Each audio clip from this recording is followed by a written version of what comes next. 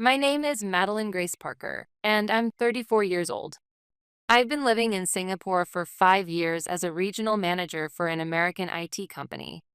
Reflected in the glass window of my office, I saw myself dressed sharply in a dark navy suit, looking every bit the successful career woman. In fact, my annual income is more than the combined total of my parents' and sister's family who live back home in Portland. I've kept running forward, driven solely by the desire to meet my family's expectations. That's our Madeline. We feel at ease knowing you're there.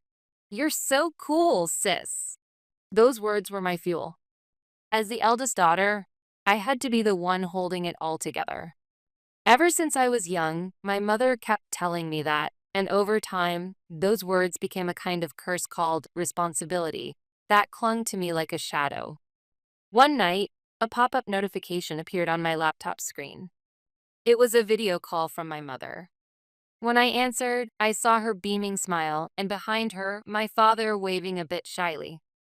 Madeline, how have you been? Look, I'm wearing the sweater you sent me. She was wearing the sweater with the snowman embroidery I had sent her last month. I'm doing well. You too, Dad. You both look great. So, Madeline, there's something important I wanted to talk to you about. It's about Christmas this year.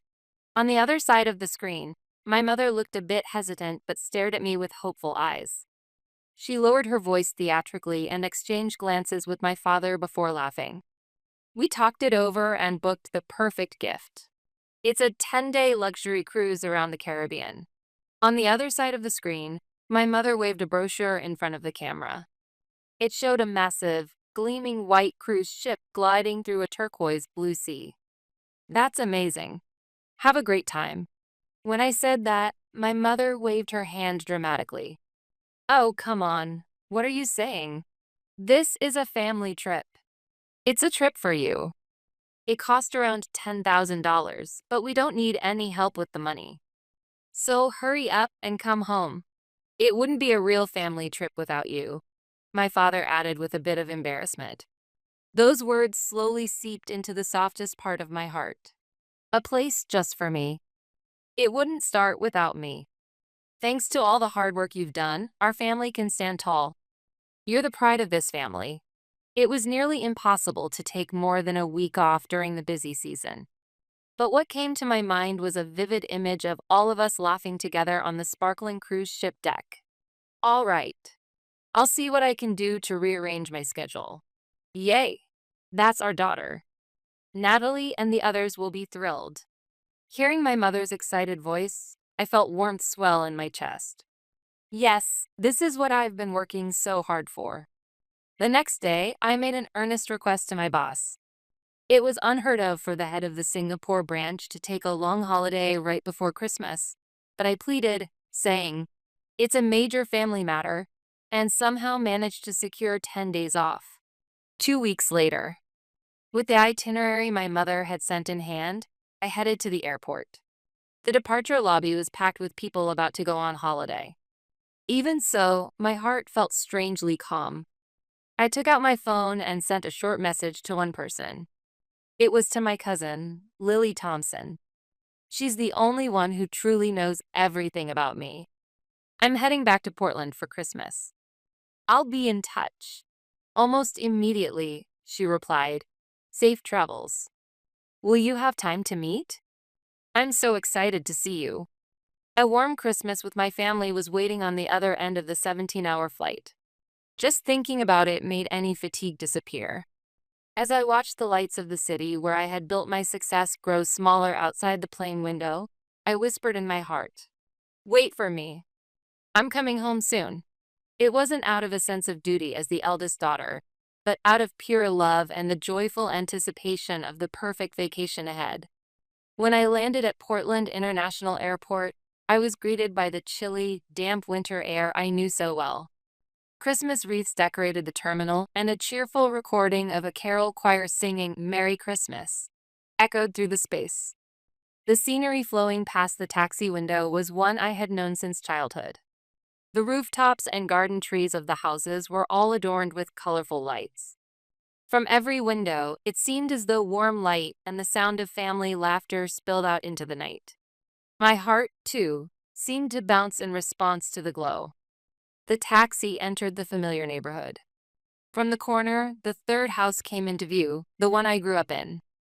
But the excitement in my chest turned into a cold sense of unease the moment we arrived in front of the house. It was dark.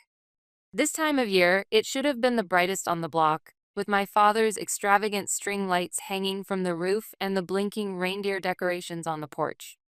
But now, the house was completely still, as if it had fallen into a deep sleep. The mailbox was stuffed with newspapers, and the welcome mat was littered with dead leaves that looked like they'd fallen days ago. Maybe they've just put off decorating because they were busy getting ready for the trip. I told myself that as I dragged my suitcase toward the front door, turning the cold metal key and pushing the heavy door open. I'm home. My cheerful voice echoed emptily through the hollow space. Inside, the house was freezing, as if the heating had been shut off. No one was on the living room couch, and the kitchen was dark. Mom? Dad? Natalie? No one answered. Only the low hum of the old refrigerator broke the silence from time to time. The sense of dread in my chest began to swell. I took out my phone and called my mother's number. After several rings, the call was forwarded to an automated voice. The number you have dialed is either out of service area or... It was the same for my father and my sister, Natalie. Maybe they'd just gone out to pick something up. I tried to believe that. But then, why was the house so empty, so cold? This wasn't the usual pre-trip chaos. It was a silence that felt like no one had lived there for days. Was there a clue? I opened a social media app without even thinking. The first thing that jumped out at me was a post from Natalie 3 days ago. It was a photo taken at an unfamiliar, luxurious restaurant. Lobsters and champagne covered the table, and my parents were smiling broadly as they raised their glasses. Beside them, Natalie, her husband, and their 2 children were all wearing matching Santa hats and flashing peace signs. And then I saw the caption under the photo, and it struck my heart like an icy arrow. Our long-awaited Caribbean cruise has finally begun. Best Christmas with the best family. Hashtag family trip, cruise, grateful, family first, blessed. My mind went blank. My fingers trembled, and I nearly dropped my phone. It had to be some kind of mistake. Was this a photo from last year? No. My mother was wearing the newly designed sweater I had seen on our recent video call. I scrolled down, and another post appeared, as if to drive the knife in deeper. It was from just 1 day ago. A group photo of the whole family on the deck of the ship, with the blue sea and sky behind them. They were all sun-kissed, all smiling like they couldn't be happier. There was no space for me in that picture. Family photo with everyone together. The blue sea is perfect. Hashtag Caribbean. Family is everything. Pure bliss. Everyone? But I'm right here. They lied to me, saying they had saved a seat just for me, and left me behind to enjoy paradise on tickets paid for with my own hard-earned money. It cost around $10,000 in total. My mother's words replayed in my head over and over again. That money came from the countless hours I spent grinding away in the brutal competitive world of Singapore these past 6 months, believing it was all for my family's happiness. And in that moment, like a dam breaking, a flood of memories came rushing back. When my father took early retirement. Madeline, you've got a good income. You can cover the mortgage, right? There's only a little left. Can I count on you? When my mother had knee surgery. I want the most advanced treatment available. It's not covered by insurance, but you can manage it, right? You're my sweet daughter, she said tearfully, when Natalie enrolled her kids in private school. Please, sis. It's for their future. They're your nephews and nieces. As if it were my duty, she demanded tuition from me. And I said yes to every single one of them, telling myself, I'm the eldest, and I have to be the one to hold things together. I would open my banking app and quietly tap the send button. Their words of thanks were always the same: light, automatic, routine. "Thank you, that really helps." With just those words, they believed all my struggles could be erased and forgotten. To my family, I wasn't someone to be loved as a daughter or older sister. I was simply a convenient ATM that maintained their lifestyle. A high-functioning overseas machine that, when a PIN was entered during hard times, would dispense cash without complaint. I stood frozen in the middle of the cold, empty living room. With trembling hands, I opened my contact list on my phone. The first name I almost tapped was Lily Thompson. If I called her and cried about this hopeless situation, I knew she'd say, "I'll come to you right away." But just before my finger touched the call button, I stopped. No. If I gave in to my emotions now and relied on Lily's kindness, my resolve might waver. I turned off my phone and took a deep, steady breath. Not a single tear fell. Instead, from the very depths of my being, a kind of cold, solid anger rose, something I had never experienced before. It wasn't an explosion of intense emotion. Quite the opposite. My mind felt shockingly clear. The curse of being the eldest daughter that had bound me for so many years shattered with a soundless crack. It was as if the heavy fog that had clouded my vision vanished in an instant. That's enough. I clenched my phone tightly in my hand. I turned off the phone and took a long, deep breath. Then I whispered quietly, "Yes, that's right. I'll make this the best Christmas ever. A Christmas you will never, ever forget." My voice was, even to myself, shockingly calm and filled with determination.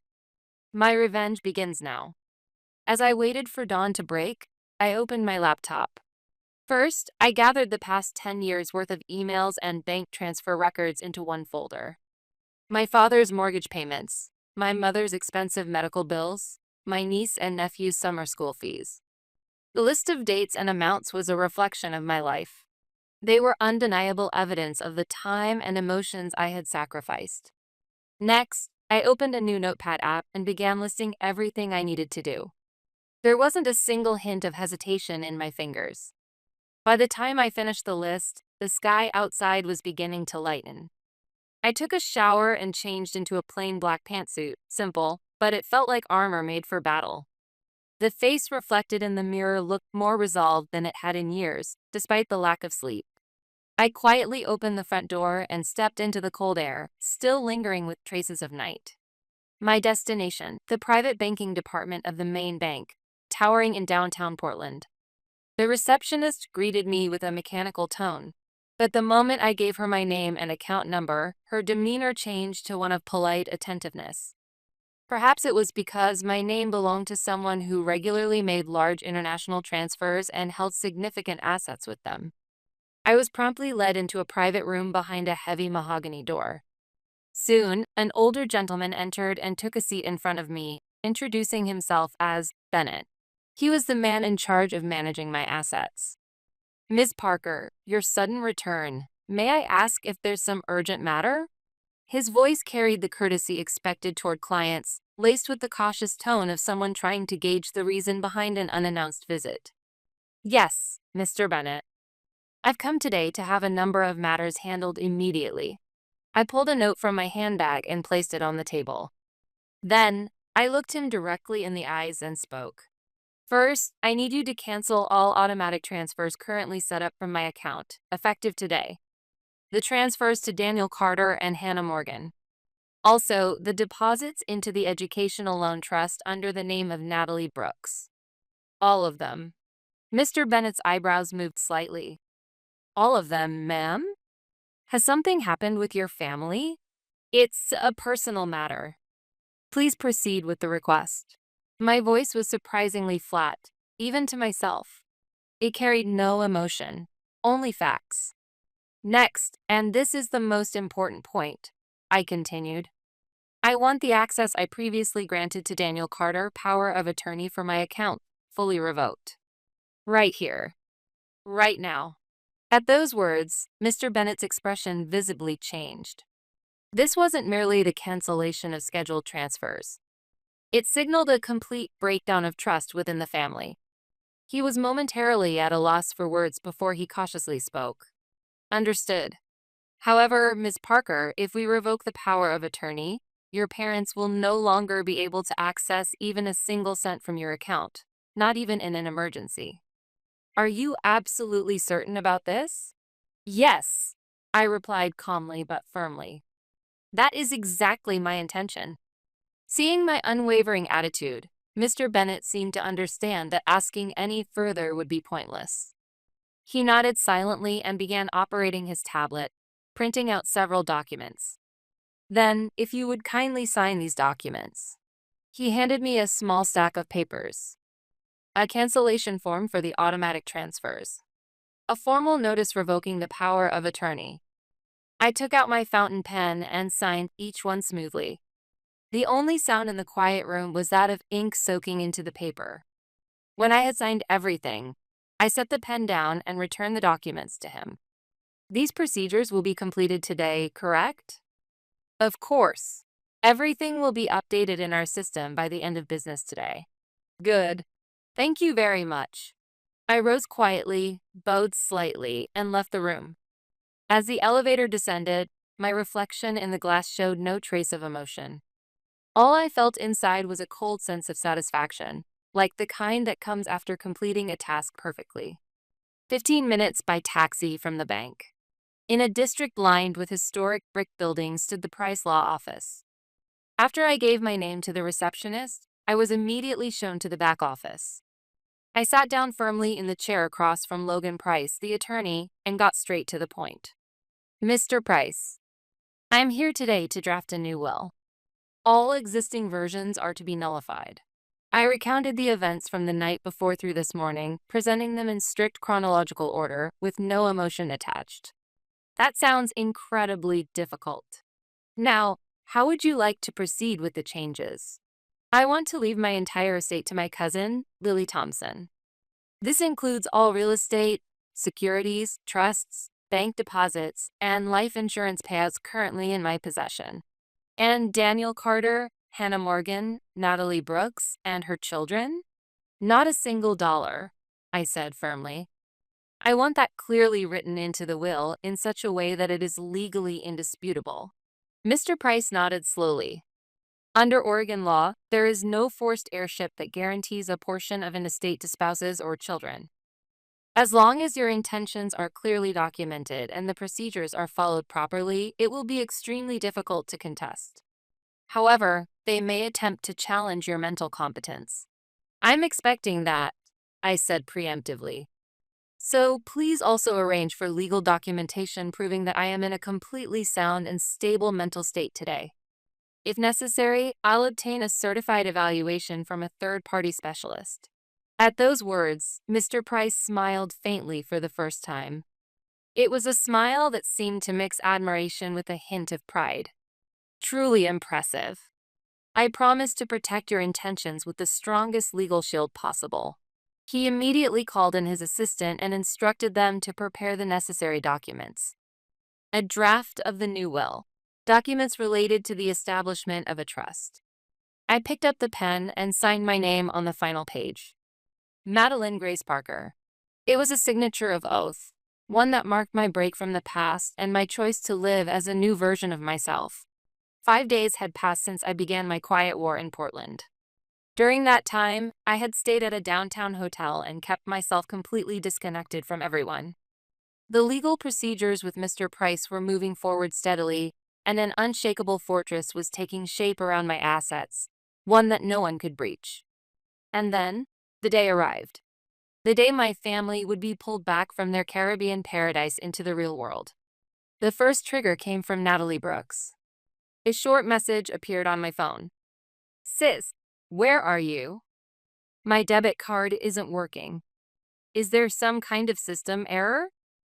Of course, on the day I went to the bank, canceling those cards had been the very first thing I did. I left the message on read, but didn't reply. Less than an hour later, my mother called, her voice high-pitched and hysterical. When it went to voicemail, her rapid-fire words spilled into the recording. Madeline, what is going on? We got a call from the bank saying the mortgage payment couldn't be withdrawn after we got back to Portland. You've been sending the money, haven't you? Call me back immediately. Anger and commands. There wasn't a trace of concern for a daughter in her voice.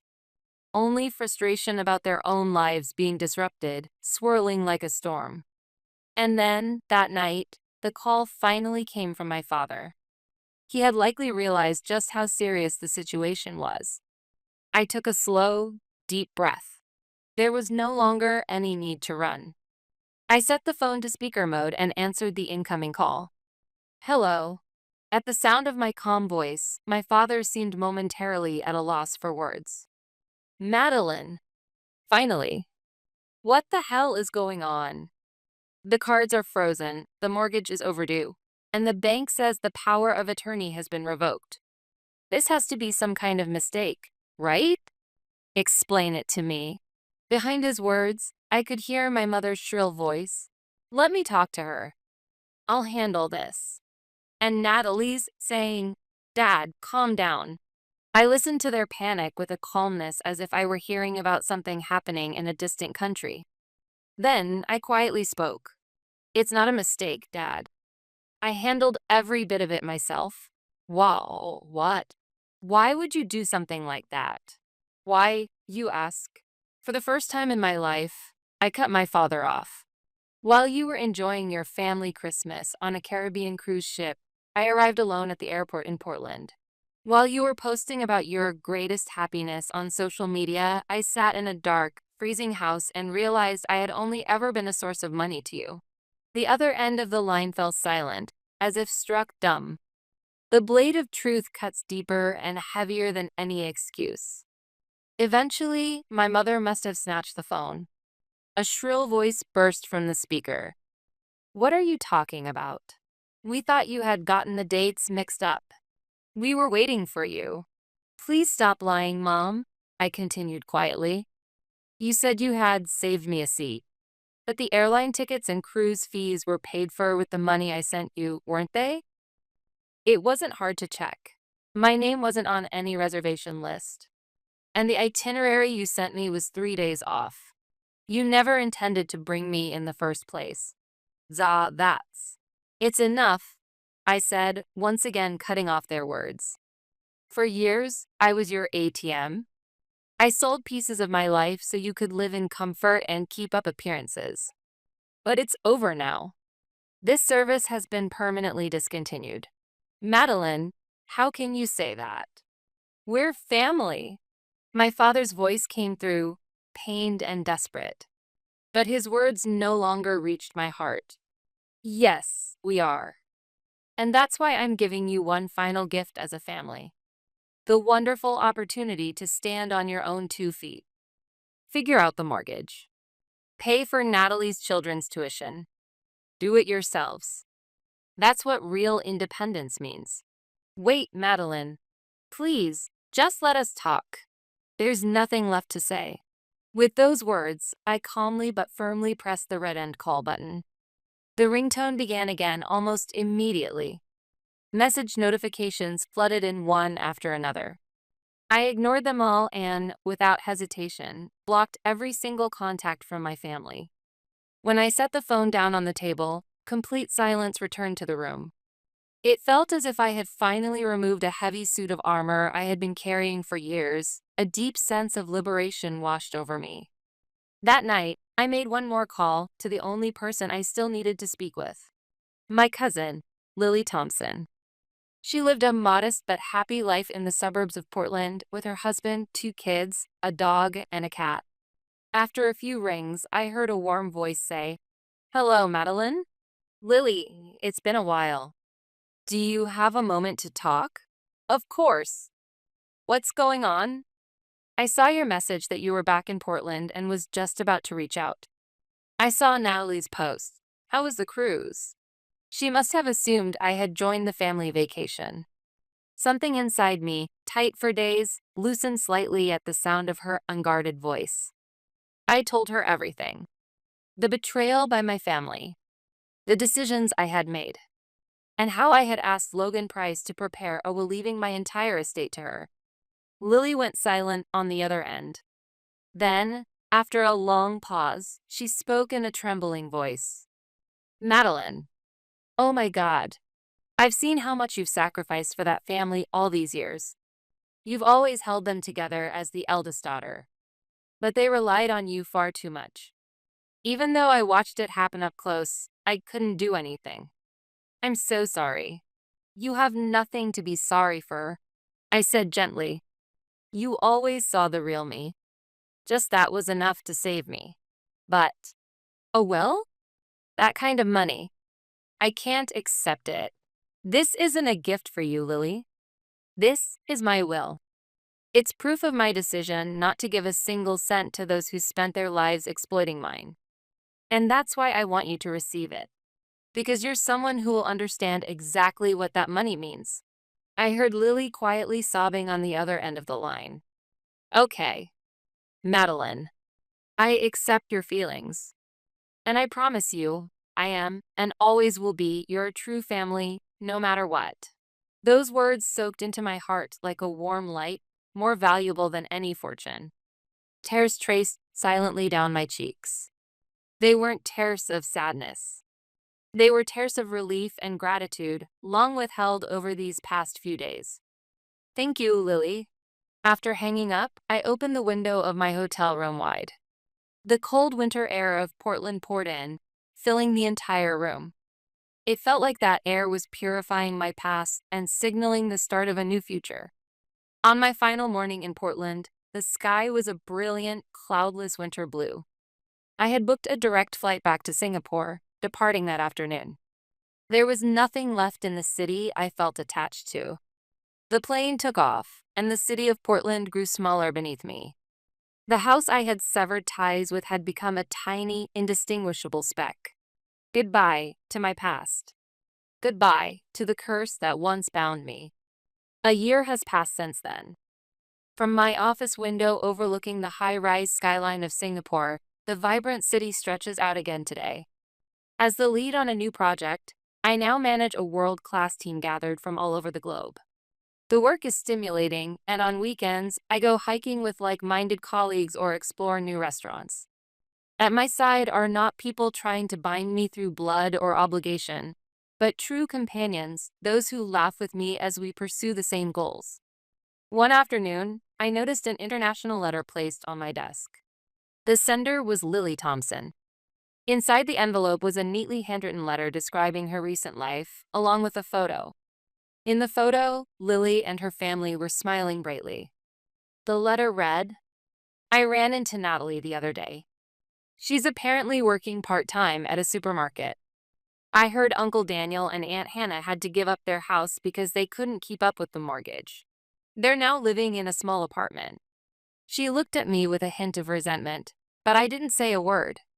I just gave a slight nod and walked away. As I read that line, my heart remained calm.